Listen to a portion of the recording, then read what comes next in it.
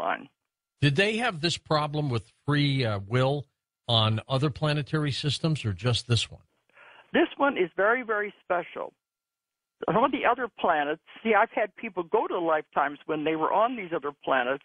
There are some planets that have no free will, and it's horrible. And other planets have a different kind of lesson, and it's not as hard as ours. They said Earth is a very challenging planet. They're really afraid of us. They're afraid of our violence. They said this is a young planet that's been isolated over here in this part of the galaxy on purpose. They don't want us to contaminate the rest of the developing species because of our violence. Are they puzzled by the violence, Dolores?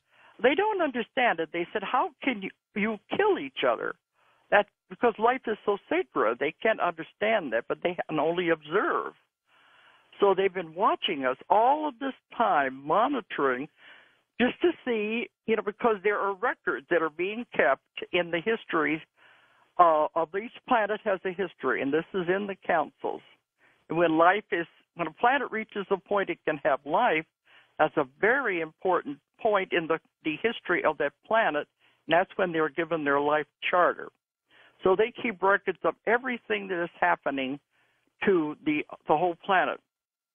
I'm beginning to see a picture here of why they started showing up again 50 years ago. And some of the people who they talked about having these implants up in their nostrils, that is because they are recording everything that is being heard and everything that is being seen, and it all goes into the computers and the history books on their channel, on their the home council. Okay, so anyway, they've been monitoring us and watching us and shaking their heads at these little kids. What are they doing now? And we were given, the different inventions as it was time for us to have it. What caught their attention was the explosion of the atomic bomb in 1995. Which they didn't give us, right? No, they said, we did not give them that information. They were not supposed to have it. It was too powerful. The human race was not ready for it. And it really got their attention because they said they won't know what to do with it. And it could blow up the world. Now, that's the exception I mentioned earlier. Only if we get to the point where we could destroy the world would they have to step in.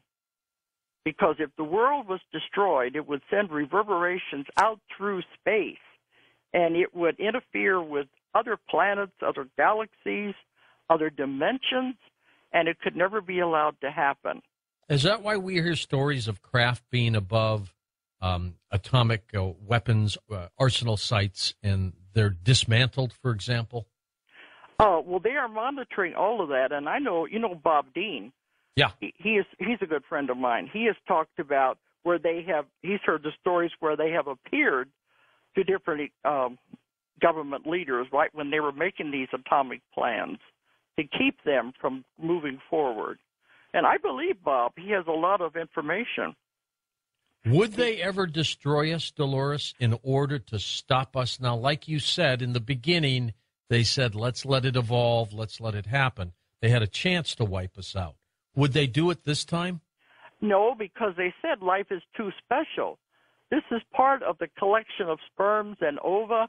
They're stored. In case the human race were to destroy itself, they could reproduce us. And there's another planet out there, they said, that we could move us to if we had to be. And we could develop on that planet all over again from scratch. But it's a planet that is a little different than Earth, but it has the same chemical composition in the gases in the air. But this is just in case, and they don't want us to go that far. The alien abduction phenomenon that we hear so much about, are they part of that? Definitely, but it has a definite reason. Okay, go ahead. Sorry, I'm talking over you. I don't mean to. Like I said, when the atomic bomb was dropped, that really got their attention, and they had to come down here, see what these kids are up to. What are they playing around with? And you remember at the end of the 1940s and the beginning of the 1950s is when they began the rash of the first UFO sightings. That's right. That's when it all began, because they had to come and see what was going on. As a matter of fact, 1947, Kenneth Arnold, 1947, Roswell. Yeah. It all started, but just a year or two after the atomic bomb.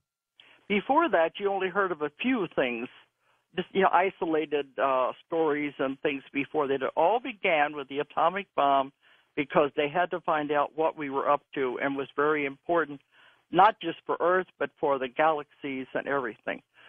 So when they found out what we were doing, they became very concerned, because they said, these kids can't even handle their own affairs. Look at the war they just came through. Look at the things they're doing to each other, the violence.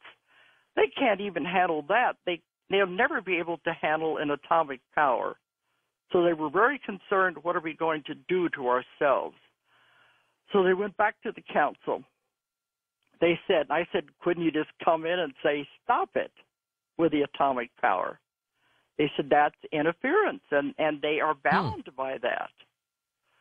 So they came up with what I think is a brilliant plan that I don't think anyone else would have ever come up with but the ones who created us. Do we have time? Do we tell it right now, or do you want to? We're coming up on a break in a minute, and I'm sure this is going to be a big part. I think it'd be a good holding point. But they went back to the council and discussed this. They said, all right, we cannot interfere from the outside. What if we do it a different way from the inside? I wonder who concocted that idea. The ones in the council. So this is what will bring me up to the three waves of volunteers.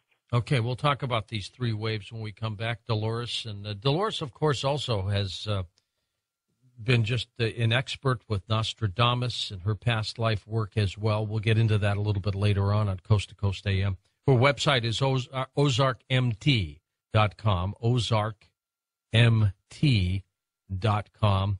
And if you need to email me, that's George at coasttocoastam.com as well. So we'll be right back in just a moment. Fast Hour, Dolores Cannon, next on Coast to Coast AM.